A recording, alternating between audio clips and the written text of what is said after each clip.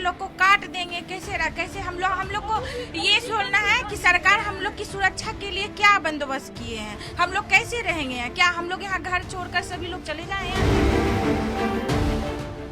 जिस देश में वक्फ के नाम पर लाखों एकड़ लैंड कब्जे की गई है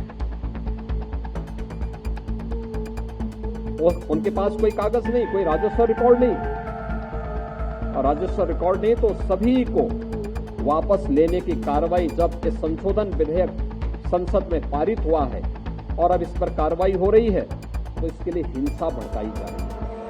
हिंसा में आपने देखा होगा कल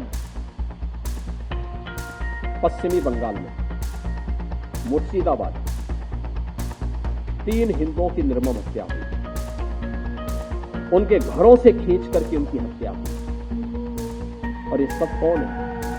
ये सभी वही दलित है, वही वंचित है, वही गरीब हिंदू है।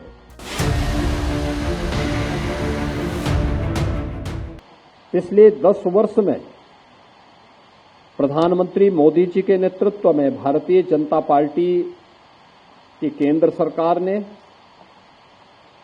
और विभिन्न राज्यों की भारतीय जनता पार्टी की सरकारों ने दलितों के लिए, वंचितों के लिए, पिछड़ों के लिए, महिलाओं के लिए कौन से कार्य किए हैं और उनकी उपलब्धि और रिजल्ट क्या है, और कौन से ऐसे कारक थे जो बाबा साहब भीमराव अम्बेडकर के उस सपने को साकार करने में बाधक थे। क्योंकि जब हम सही तथ्य जनता जनार्दन के सामने रखेंगे ही नहीं तो स्वाभाविक रूप से जो लोग अब तक गुमराह करके अपनी राजनीतिक उल्लू सीधा करते रहे हैं वे लोग इसी प्रकार से गुमराह करके देश के अंदर अव्यवस्था पैदा करके उन दलितों का, वंचितों का शोषण करते रहेंगे और राजनीतिक सीढ़ियों पर चढ़ करके सत्ता की ऊंची दुकानों के पकवानों का स्वाद लेकर के दलितों को, गरीबों को, वंचितों को उनके अधिकारों से ऐसे ही वंचित करते रहेंगे। और इसलिए एक विस्तृत कार्य योजना के साथ भारतीय जनता पार्टी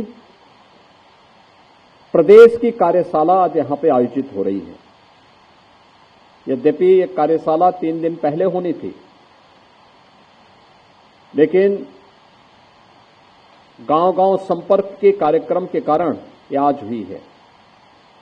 आज का मुख्य कार्यक्रम बाबा साहब भीमराव अम्बेडकर की जहां कहीं भी प्रतिमा है, उनके नाम पे जहां कहीं भी पार्क है, आज भारतीय जनता पार्टी के कार्यकर्ता, जनप्रतिनिधि और सरकार के अधिकारीगण वहां पे स्वच्छता के एक विशेष कार्यक्रम के साथ जुड़ रहे हैं और उन्हें सम्मानित करके उन कार्यक्रमों को आगे बढ़ाने का काम कर रहे हैं।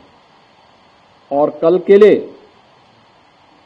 जैसे 2020 में केंद्र सरकार ने राजकीय अवकाश घोषित करते हुए प्रत्येक केंद्रीय कार्यालयों में यह व्यवस्था सुनिश्चित की थी कि बाबा साहब भीमराव अम्बेडकर से जुड़े हुए उन मूल्यों पर, उन आदर्शों पर न केवल चर्चा की जाए बल्कि बाबा साहब भीमराव अम्बेडकर के प्रति अपनी श्रद्धांजलि को व्यक्त करने के विशेष आयोजन भी किए जाएं।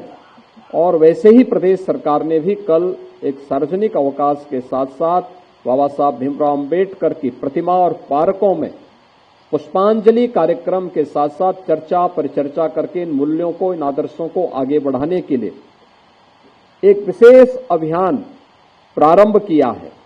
और उसी तर्ज पर आज इस कार्यशाला के साथ हम सब जुड़ने का कार्य कर रहे हैं। इसमें कोई संदेह नहीं कि पिछले 10 वर्ष में प्रधानमंत्री मोदी जी के नेतृत्व में बिना भेदभाव के शासन की योजना का लाभ हर वंचित को, हर दलित को, हर गरीब को, हर महिला को, हर अन्नदाता किसान को पहुंचाने का काम यह भारतीय जनता पार्टी की सरकारों ने किया है। लेकिन हमारी समस्या क्या है कि हम उस बात को बार बार दोहरा नहीं पाते। जिन लोगों को सुविधा मिली है उन लोगों तक हम इस बात को पहुंचाने के लिए कुछ देर प्रयास करते हैं, फिर वो प्रयास कहीं ना कहीं रुकता है। लेकिन यह एक विशेष अभियान, जब हम इन कार्यक्रमों के साथ जुड़ेंगे, और 10 दिन का ये बड़ा अभियान, क्योंकि जब भी आप कोई बड़ा कार्य करते हैं, किसी बड़े अभियान को अपने हाथ में लेते हैं, या कहीं भी कोई ऐसी घटना होती है जो किसी दलित को, किसी गरीब को, किसी वंचित को उसके अधिकार से रोकने का कुत्सित प्रयास होता है, तो विपक्ष कोई ना कोई प्रोपेगेंडा अपनाने का काम करता है। आप सब जानते हैं, बांग्लादेश की घटना आपके सामने है, और बांग्लादेश की घटना को लेकर के मुझे लगता है 3 वर्ष पहले हमारे राज्यसभा के सांसद और SC/ST आयोग के पूर्व अध्यक्ष, उत्तर प्रदेश के पूर्व DGP श्री ब्रजलाल जी ने एक पुस्तक लिखी थी, और पुस्तक उन्होंने बाबा साहब भीमराव अंबेडकर और उस समय आजादी के समय के उन 2 दलित महायोद्धाओं की चर्चा करते हुए उसके तुलनात्मक अध्ययन पर आधारित थी। एक तरफ बाबा साहब भीमराव अंबेडकर, जिन्होंने कहा था कि मैं आदि भी और अंत भी मेरा एक भारतीय के रूप में रहेगा, और भारतीय के रूप में ही मैं अपनी पहचान को बनाए रखना चाहता हूं। और दूसरी तरफ जोगेंद्र नाथ मंडल थे, जिन्होंने पाकिस्तान का समर्थन कर दिया, लेकिन 1 वर्ष भी पाकिस्तान में नहीं रह पाए थे। बहनों और भाइयों, जोगेंद्र नाथ मंडल के कृत्यों की सजा आज भी बांग्लादेश के अंदर वहां का हिंदू प्राप्त कर रहा है।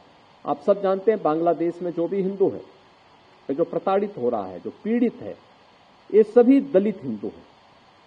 और दलित हिंदू वहां पर किस कदर उनके साथ अत्याचार हो रहे हैं आपने देखा होगा। न कांग्रेस ने, न समाजवादी पार्टी ने, न ममता बनर्जी ने, किसी ने भी उनके पक्ष में आवाज नहीं उठाई। उठाई तो केवल भारतीय जनता पार्टी ने उठाई। भारतीय जनता पार्टी ने उठाई, और भारतीय जनता पार्टी इस बात के लिए प्रतिबद्ध है कि हमें हर हिंदू की रक्षा करनी है, और इसी के लिए सिटीजनशिप अमेंडमेंट एक्ट भी बनाया कि किन्हीं कारणों से पाकिस्तान में, बांग्लादेश में, अफगानिस्तान में कोई सिंधु, कोई सिख, कोई हिंदू, कोई जैनी, कोई बौद्ध, अगर वह वहां